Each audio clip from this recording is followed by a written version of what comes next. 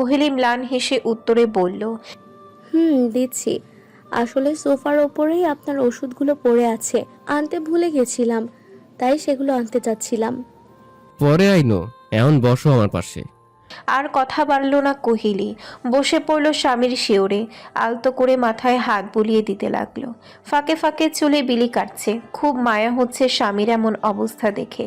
ভয় নিয়ে নম্র কণ্ঠে বলল, অন্যের জিনিস মেরে খাওয়া ছেড়ে দিন না, কেন এসব করতে হবে? ভালো কাজের কি অভাব পড়েছে বলুন? এগুলো করা তো পাপ। আপনার কিছু হলে আমার আর মায়ের কি হবে বলুন তো? আধ বোঝা চোখ জোড়া খুলে স্ত্রীর মুখশ্রীতে তাকালো মামুন। দীর্ঘশ্বাস ফেলে পড়ল, আব্বার কথা অমান্য করার সাহস আমার নাই। তাই জন্য জেনে বুঝে খারাপ কাজ করবেন? মামুন চুপ করে রইল। কি বা বলবে সে? কম অপরাধ আর করেনি এই ছোট্ট জীবনে। বাড়ি ফিরতে আজ একটু দেরি হয়ে গেছে আতিফের। সদর দরজায় স্ত্রীকে দেখে চমকায়। ভেতরে প্রবেশ করে মুচকি হেসে শুধায়। ইরাবতী আজ এত সেজেছে কেন? ইরা লাজুক হাসলো, মাথা নুয়ে স্বামীকে পার করে চলে গেল ঘরে। পাশের ঘরে শ্বশুর শাশুড়ি এতক্ষণে ঘুমের রাজ্যে তলিয়ে গেছে। ঘরে এসে চমকের পরিমাণ বৃদ্ধি পেল আতিফের। পুরো ঘর বেলুন এবং ফুল দিয়ে সাজানো। ভ্রুজোড়া কুচকে ইরার মুখশ্রীতে তাকালো আতিফ, জিজ্ঞেস করল, আজ কি কোনো বিশেষ দিন? উপর নিচ মাথা নাড়ালো ইরা, দৃষ্টি মেঝেতে নিবদ্ধ। স্বামীর মুখের দিকে তাকাতে পারছে না লজ্জায়। শার্টের কয়েকটা বোতাম খুলে আতিফ এগিয়ে গেল স্ত্রীর অতি নিকটে, জড়িয়ে ধরল কোমর, কপালে চুমু খেয়ে শুধালো, কি দিন বলো? আগে চোখ বন্ধ করো। চোখ বন্ধ করব কেন? কারণ না। আতিফ চোখ জোড়া বন্ধ করে নিল। ইরা শক্ত করে জড়িয়ে ধরল স্বামীকে, কম্পিত কণ্ঠে বলে উঠল, আমাগো মধ্যে নতুন অতিথি আইতাছে। তুমি বাবা হইবা আর আমি মা। নিজের থেকে ইরাকে সরিয়ে নেয় আতিফ। চমকায়িত আঁখি নিবদ্ধ করে স্ত্রীর আখিদয়ে। বুকের ভেতরে ভয় হানা দেয় ইরার। প্রশ্ন করে, তুমি খুশি হও নাই? চোখ জোড়া ভিজে ওঠে আতিফের। আচমকা কোলে তুলে নেয় স্ত্রীকে। ইরা ভরকে গেল স্বামীর আহিম কাণ্ডে। আতিফ আনন্দিত উচ্ছ্বসিত কণ্ঠে বলে উঠল, কি একটা সুসংবাদ দিলে ইরাবতী। আমার না কেমন এক অদ্ভুত অনুভূতি হচ্ছে। এটাই কি বাবা হওয়ার সেই অনুভূতি? বাবা হওয়ার আনন্দ কি এমনই? অথরে হাসি ফুটে উঠল ইরার। আতিফ তার কানের লতিতে চুমু খেয়ে ফিস ফিস করে বলল, তোমায় খুব ভালোবাসি ইরাবতী। আমিও। কথাটা বলেই স্বামীর বুকে মুখ লুকালো ইরা। স্ত্রীর লজ্জা পাওয়া দেখে মুচকি হাসল সে, বলল, আমার লজ্জাবতী, আমার ইরাবতী। ঘরে ঢুকে দরজা আটকে দিল ইফাত। বাবাকে ঘর পর্যন্ত পৌঁছে দিয়ে তারপর নিজে ঘরে এসেছে সে। মুখখানায় চিন্তা ভর করেছে। আশেপাশে নেই কোনো খেয়াল। চুরির রিনিঝিনির শব্দে ধ্যান ভঙ্গ হলো। দৃষ্টি গেল বিছানায় বসে থাকা স্ত্রীর দিকে। পায়রা আরাম করে বিছানায় বসে আছে, শান্ত দৃষ্টি মেলে তাকিয়ে আছে স্বামীর পানে। ইফাত ভ্রু নাচিয়ে প্রশ্ন করল, এভাবে চুপটি করে বসে আছো কেন? বাস করার ইচ্ছে জেগেছে মনে? অপ্রস্তুত হয়ে গেল পায়রা। সে তো এমনি এমনি বসে আছে, বাসরের চিন্তা তো মাথাও আসেনি।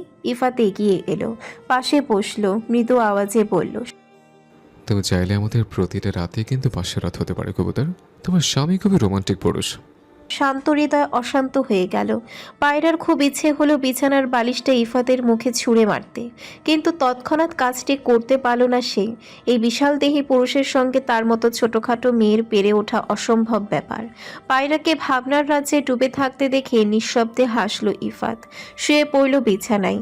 আচমকা পায়রার হাত ধরে টেনে নিল নিজের কাছে, ঘুচিয়ে নিল সকল দূরত্ব। শুকনো ঢোক গিলল পায়রা, ভয়ের তো কণ্ঠে বলল, ঘুমোবো আমি। তো ঘুমাও, নিষেধ করেছে কে? তুমি ছাড়ো আমায়। সঙ্গে সঙ্গে তাকে ছেড়ে দিল ইফাত। পায়রা হাফ ছেড়ে পড়ল, সোজা হয়ে শুয়ে পড়ল। ইফাত তার জায়গা থেকে নড়ে উঠল, পায়রার উপরে ঝুঁকল খানিকটা। ইফাতের তপ্ত নিঃশ্বাস পায়রার চোখে মুখে আলিঙ্গন করে অশান্ত করে দিল তার ব্যগ্র হৃদয়। ঠান্ডায় জমে গেল মুহূর্তে, নড়চড় থেমে গেল। দেহখানা পুতুলের মতো এক জায়গায় সেটে রইল। ইফাতের হাত জোড়া বিচরণ করছে উদর জুড়ে, বক্ষে তার উন্মাদনা। স্ত্রীর নীরবতায় মন হয়ে উঠেছে উৎফুল্ল। আচমকা নিজের ওষ্ঠদয় ডুবিয়ে দিল প্রিয়তমার ঘাড়ে। মিনিট চারেক পার হতেই সরে গেল, স্বাভাবিকভাবে জড়িয়ে নিল নিজের সঙ্গে। পায়রা এখনও ঘোরে আবদ্ধ। কি এক অনুভূতি! গলা শুকিয়ে গেছে খানিকক্ষণ আগে। এক ফোঁটা পানি চাইবার মতো জোর নেই কণ্ঠে। ইফাত পায়রার গালের সঙ্গে নিজের গাল ঘষল, আলতো করে চুম্বন এঁকে দিল গালে। বেশ কিছুক্ষণ নীরবতার পর বলে উঠল, সকালে উঠে বই খাতা এবং নিজের জামাকাপড় গুছিয়ে রেখো। কেন? বাড়ি দিয়ে আসবো তোমায়, পরীক্ষা শেষ হওয়া পর্যন্ত ওখানে থাকবে। পায়রা ব্যগ্র কণ্ঠে প্রশ্ন করে, হঠাৎ এমন সিদ্ধান্ত কেন? এখানে থাকলে কি হবে? আমার চাকরিতে জয়েন করার ডেট এসে গেছে, তাই কালকের মধ্যেই ফিরতে হবে শহরে। এখানে থাকলে তোমার লেখাপড়া কিছুতেই হবে না, মা সারাক্ষণ খাটিয়ে মারবে। এর থেকে নিজের বাবা মায়ের কাছে থাকাটাই তোমার জন্য ভালো। ভেতরের ঢুকঢুকানি থেমে গেল। শান্তিতে ঘিরে রাখা মনে জমা হলো অভিমান শুধালো, ফিরবে কবে? ছুটি পেলে মোবাইল তো আছে, রোজ কথা হবে আমাদের। মন খারাপ করো না, আমি তো এখন তোমারই, তাই মনোযোগ দিয়ে লেখাপড়া করবে। ভালো রেজাল্ট করতে হবে তো, তাই না? যদি ভালো রেজাল্ট না করি তখন? রিক্সাওয়ালার সঙ্গে বিয়ে দিয়ে দিব। বলে শব্দ করে হেসে দিল ইফাত। রাগ হলো পায়রার। বেশ কয়েকটা কিল ঘুষি মেরে শান্ত হলো। ইফাতের হাসি থেমে গেল। আবারও স্ত্রীকে শক্ত করে আলিঙ্গন করল, মোহভরা কণ্ঠে বলল, একটু আদর করে দাও না, কতগুলো দিন তোমার থেকে দূরে থাকতে হবে। পারবো না। কেন? এত জীবন কিভাবে থেকেছিলে, এখন এসে ঢং করছো? এত জীবন বলছিল না, তো ওভাবেই মনকে সান্ত্বনা দিয়েছে। কিন্তু এখন তো বউ আছে, তাহলে এখন কেন সান্ত্বনা দিব? পায়রা প্রত্যুত্তর করল না। এখন কিছু বললেই নিজেকে লজ্জায় পড়তে হবে, তাই পাশ ফিরে চোখ জোড়া বন্ধ করে নিল। স্ত্রীর সারা শব্দ না পেয়ে মুচকি হাসল ইফাত। ঘাড়ে আলতো করে চুমু দিয়ে ঘুমানোর উদ্দেশ্যে নিজেও চোখ বন্ধ করে নিল। সকাল হতেই পায়রাকে বাপের বাড়ি রেখে নিজের বাড়ি চলে এসেছে ইফাত। শিখা বেগম জোর করে তাকে নাস্তা করিয়ে তারপর আসতে দিয়েছে। ট্রেতে খাবার সাজিয়ে স্বামীর জন্য ঘরে নিয়ে যাচ্ছিলেন ইসম তারা। ছেলেকে সামনেই পেয়ে গেলেন, প্রশ্ন করলেন, 2 দিন পর পর তোর বউয়ের এত বাপের বাড়িতে কি? নতুন বউ হয়ে আইছে, এখন মাস পার হয় নাই, এখনই এত উঠতাছে, লোকে কি কইব? সামনের মাস থেকে ওর পরীক্ষা শুরু, তাই আমি রেখে আসছি। পরীক্ষা শেষ হওয়ার আগ পর্যন্ত বাপের বাড়িতেই থাকে। বিয়ার পর মির্জা বাড়ির বউরা লেখাপড়া করে না, মায়া মানুষের অত পড়ালেখা কি এর? রোজগার তো আর করবো না। এই বিষয়ে আমি এবারে কারোর সঙ্গে কথা বলতে চাচ্ছি না। আব্বারে জানাই দিও আমি শহরে চলে যেতেছি, জয়েন হতে হইব চাকরিতে। কস কি তোর বাপ ভাইয়ের অসুখ আর তুই যাবি গা? কুদ্দুস চাচা লাঠিয়াল্লা তো আছে, ওগুলোকে আমার কথা হয়েছে। যা ওষুধপত্র ডাক্তার দিছে তার সময় মতো খাওয়াইও, আর বাদ বাকি যা দরকার তা করে বইলে দিও, আয়না দিব। কথাটা বলে ঘরে চলে এলো ইফাত। আর বিলম্ব না করে গোসল করার উদ্দেশ্যে তোয়ালিটা নিয়ে তৎক্ষণাৎ বাথরুমে ঢুকলো। সেই সকালে ঘুম থেকে উঠেই স্বামীর সব জামাকাপড় ব্যাগে গুছিয়ে রেখে দিয়ে গেছে পায়রা। সপ্তাহখানেক পার হলো। নওয়াজ মির্জার অবস্থা আগের তুলনায় বেশ ভালো, কিন্তু মনের অবস্থা করুণ। সময়টা ওনার বড্ড খারাপ যাচ্ছে। থানায় জমি সংক্রান্ত অভিযোগ জানানোর পরেও কাজ না হওয়ায় ফয়সাল ইসলাম মামলা করে দিয়েছেন নওয়াজ মির্জার নামে। ওদিকে ইউনিয়নের বেশ কয়েকজনও একই পথ অবলম্বন করেছে, মামলা করে দিয়েছে। মামুনের সঙ্গে এ 7 দিনে একবারও কথা হয়নি। তোফায়েলও গিয়ে বসে আছে নিজের শহরের বাড়িতে। চেয়ারম্যানের লোক আকবর খবর দিয়ে এসেছে। নেওয়াজ মির্জা তাকে ভেতরে আসার অনুমতি দিলেন, প্রশ্ন করলেন, চেয়ারম্যান কোনো খবর পাঠাইছে? আকবর উপর নিচ মাথা নাড়ালো, আশেপাশে তাকিয়ে সজাগ গলায় বলল, ইরার খোঁজ পাওয়া গেছে। চোখ জ্বলে উঠল নেওয়াজ মির্জার। চমকায়িত কণ্ঠে প্রশ্ন করলেন, সত্য? হ্যাঁ, কই রায়? আফাজ উদ্দিনের পোলার কাছে বিয়াও করছে 2 জনে, এক লোকে এখন ঢাকায় থাকে। মুখখানা হা হয়ে গেল নেওয়াজ মির্জার। মামুন যা সন্দেহ করেছিল তাই তো ঠিক হলো। থম মেরে বসে রইলেন কিছুক্ষণ। আকবর উনার থেকে উত্তর পাওয়ার আশায় নীরবে দাঁড়িয়ে আছে। কিছু মুহূর্ত অতিক্রান্ত হতেই তিনি বলে উঠলেন, যেমনে পারো ওরে লইয়া আহো আমার সামনে। আমগো জোর গ্রামের মধ্যেই, ওরা শহর থেকে ওই জায়গায় আইন কানুন অন্যরকম, সমাজ ব্যবস্থা আলাদা, জোর জবরদস্তি করণ যাইব না, এতে নিজে কই সমস্যায় পড়তে হইব। দীর্ঘশ্বাস ফেললেন তিনি, বললেন, আচ্ছা তুমি তাহলে এখন যাও, যাওয়ার আগে অগো ঠিকানাটা দিয়া যাইও। ঠিকানা দিয়ে চলে গেল আকবর। নেওয়াজ মির্জা চিৎকার করে ডাকলেন, মামুনের মা একটু আইবা। মাহবুবা বেগম দ্রুত ঘরে এলেন, প্রশ্ন করলেন, কিছু লাগবো? ঘরে ভাল লাগে না, অন্দরমহলে গিয়া একটু বসমু। ধরবা আমারে? স্বামী যে ওনার রাগ ভাঙানোর চেষ্টা করছেন তা খুব ভালো করেই বুঝতে পারলেন মাহবুবা, কিন্তু এই রাগ যে আর ভাঙবে না। এই রাগ ভাঙার নয়, দেহের ক্ষত শুকিয়ে যায় কিন্তু মনের কত কি আদৌ শুকায়। নিঃশব্দে স্বামীকে ধরে অন্দরমহলে নিয়ে গিয়ে সোফায় বসালেন। আজ এসম তারা নীরব। এখন রান্নার সময় নয়, তবুও রান্নাঘরে কি যেন করছেন তিনি। মামুনও অন্দরমহলে বসে আছে। এক সপ্তাহ পর আজ বাপ ছেলের দেখা হলো। মাহবুবা বেগম স্বামীর ঠিক সামনের সোফায় মুখোমুখি বসলেন। কোনো ভনিতা ছাড়াই সরাসরি বললেন, আমার একটা গুরুত্বপূর্ণ কথা আছে। কি কথা? পোলারা বড় হইছে, বিয়া শাদি করাইতে, তাই আমি চাই সম্পত্তি এক্ষুনি ভাগাভাগি হইয়া যাক। আপনি তো এখন অনেকটাই সুস্থ, যত তাড়াতাড়ি পারেন সম্পত্তি ভাগ কইরা আমার মামুনের টাকা মামুনরে বুঝাইয়া দেন। হতভম্ব হয়ে গেলেন নওয়াজ মির্জা। মাথায় যেন আকাশ ভেঙে পড়ল। মামুনের উদ্দেশ্যে প্রশ্ন করলেন। তরও কি একই মত? মামুন নিশ্চুপ। ওনার আর বুঝতে বাকি রইল না ছেলেরও যে এতে সমর্থন রয়েছে। সাজানো গোছানো সবকিছুই যেন হাতের বাইরে চলে যাচ্ছে ওনার। এলোমেলো হয়ে যাচ্ছে সব। বড় ছেলেটাই ছিল একমাত্র ভরসার স্থান, এখন কিনা সেও পিতার থেকে মুখ সরিয়ে নিচ্ছে। শানিত কণ্ঠে বললেন, এসব লইয়া পরে কথা হইব। ইফা তো বাড়ির তো নাই, অয় আসুক আগে। প্রত্যুত্তর করলেন না মাহবুবা। নীরবে স্থান ত্যাগ করলেন। ইসম তারা সাহায্যে ঘরে চলে গেলেন নওয়াজ মির্জা।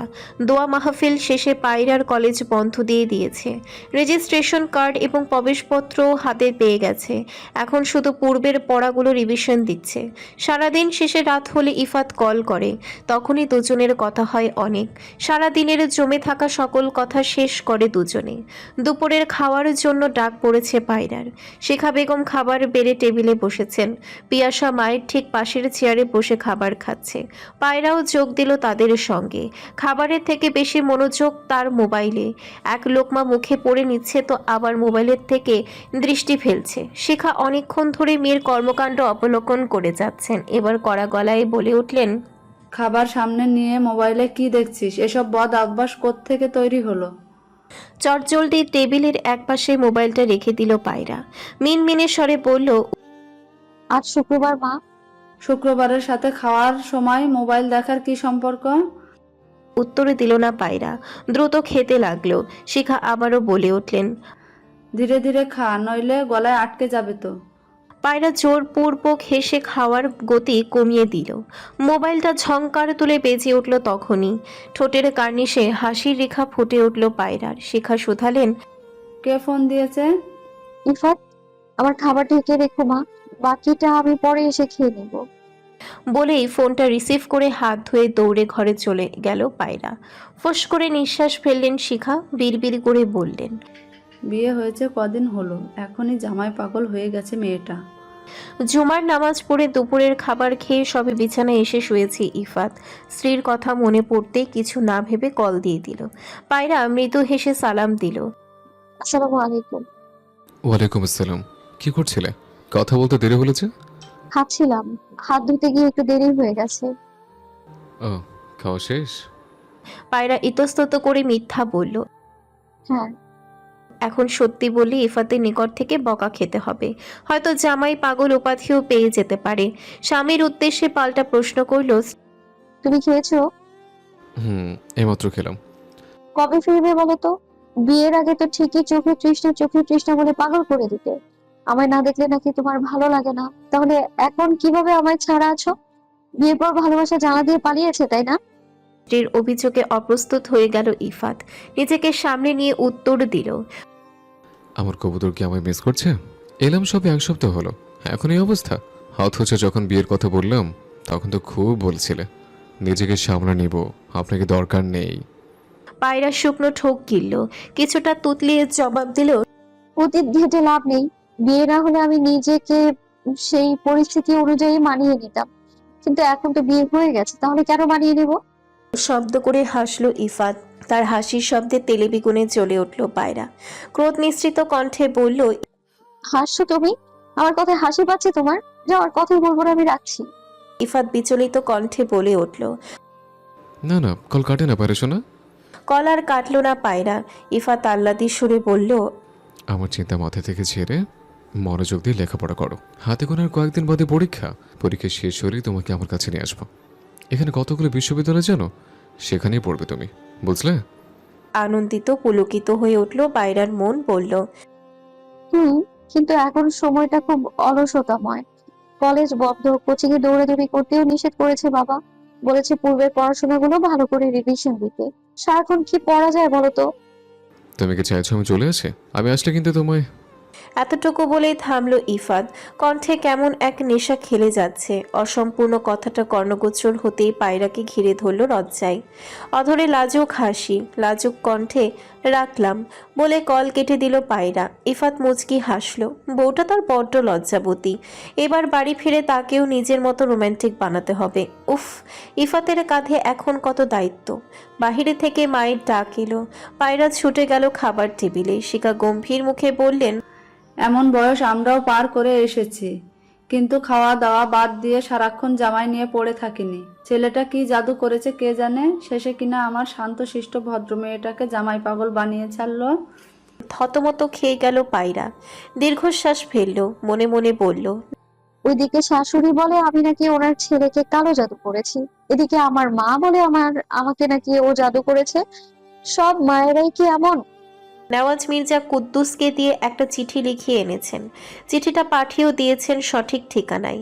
এখন কোনো কিছুই ভালো লাগছে না ওনার। থানা থেকে খবর এসেছে একবার গিয়ে দেখা করে আসার জন্য, কিন্তু অসুস্থ থাকার কারণে এই মুহূর্তে পার পেয়ে গেলেন। আতিফের মনে খুব আনন্দ, বাবা হওয়ার আনন্দ। অফিস থেকে 1 সপ্তাহের ছুটি নিয়েছে সে। সকাল হতেই স্ত্রীকে নিয়ে সোজা হাসপাতালে গিয়েছে। হাসপাতাল থেকে বের হলো দুজনে। রাস্তায় আসতেই রিক্সা খোঁজা শুরু করলো আতিফ। আচমকা ইরা তাকে বাধা দিল। আবদার করে বলল, আসো না, আজকে একটু হাঁটি। এই অবস্থা নিয়ে হাঁটাহাঁটি করবে? মাত্র 2 মাস চলে, একটু হাঁটলে কিছু হইব না।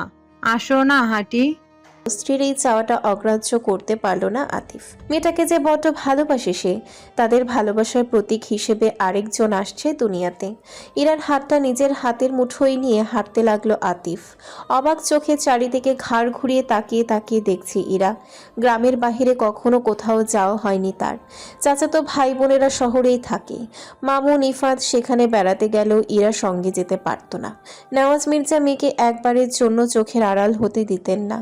ইরা বায়না ধরে বলল, আমি আইসক্রিম খামু, আমারে আইসক্রিম আইনা দাও। এখন আইসক্রিম? ঠান্ডা লাগবে তো। লাগুক, তুমি আইনা দাও। মুচকি হাসলো আতিফ। ইরাকে একপাশে দাঁড় করিয়ে দৌড়ে গেল আইসক্রিম নিয়ে আসতে। এক গ্রামের হওয়ায় ইরার সঙ্গে আতিফের পরিচয়টা ছিল ছোটবেলা থেকেই। তার উপরে নিজের আপন চাচাতো বোনের সঙ্গে ইরার ছিল বন্ধুত্বময় সম্পর্ক। একই ক্লাসে পড়ার দরুন ইরা এবং রিনির মধ্যে বন্ধুত্বের সৃষ্টি হয়, যার কারণে প্রায় ইরা চলে আসতো বান্ধবীর বাড়িতে। ওখান থেকেই শুরু তাদের প্রেম কাহিনী। বাবা মাকে না জানিয়ে প্রায় সময় গ্রামে চলে আসতো আতিফ, কিছু সময়ের জন্য শুধু তার ইরাবতীকে দেখতে। বাড়ি থেকে তার কাছে ইরাকে নিয়ে আসার দায়িত্বটা ছিল সে চাচাতো বোন রিনির। প্রেমময় সম্পর্ক চলাকালীন কোনো এক কারণে ইরা এবং আতিফের মধ্যে বিশাল ঝগড়া হয়। শুরু হয় মান অভিমান, বন্ধ হয় দেখা সাক্ষাৎ। প্রেয়সীর রাগ ভাঙানোর জন্য ঝুঁকি নিয়ে মির্জাবাড়ির দেয়াল টপকে ইরার ঘরে আসে আতিফ। আর সেদিনই ঘটে দুর্ঘটনা। ধরা পড়ে যায় সকলের কাছে। ইরার বিয়ে ঠিক হওয়ার সংবাদ পাওয়ার পর কি কান্নাটাই না করেছিল আতিফ। মেয়েটিকে সে খুব ভালোবাসে। ভেবেই নিয়েছিল এই জীবনে ইরা নামক মেয়েটিকে আর পাওয়া হবে না তার। পূর্ণতা পাবে না তাদের ভালোবাসা। ভেঙে চলে যাবে অকপটে মনের গহীনে তৈরি হওয়া প্রেম মহল। কিন্তু হঠাৎ একদিন এক অপরিচিত নাম্বার থেকে কল আসে আতিফের ফোনে।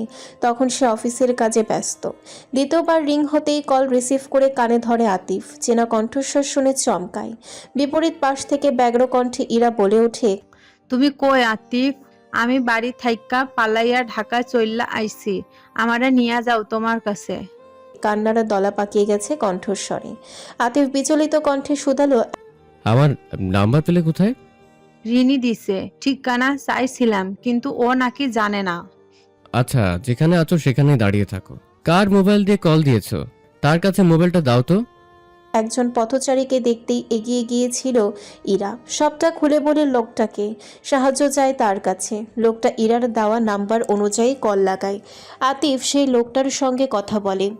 লোকটার থেকে তাদের ঠিকানা জেনে বসের থেকে ছুটি নিয়ে বের হয়ে যায় অফিস থেকে।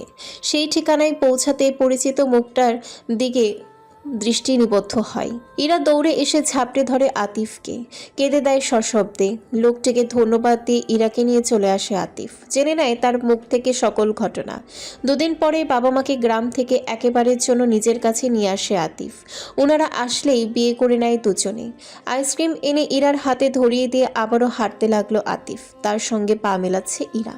কিছুক্ষণ ঘোরাঘুরি করে আবারও দুজনে ফিরে যায় বাড়িতে। ফয়সাল ইসলামকে বাড়িতে দাওয়াত দিয়েছিলেন নওয়াজ মির্জা, কিন্তু ফয়সাল ইসলাম সেই দাওয়াত গ্রহণ করেননি।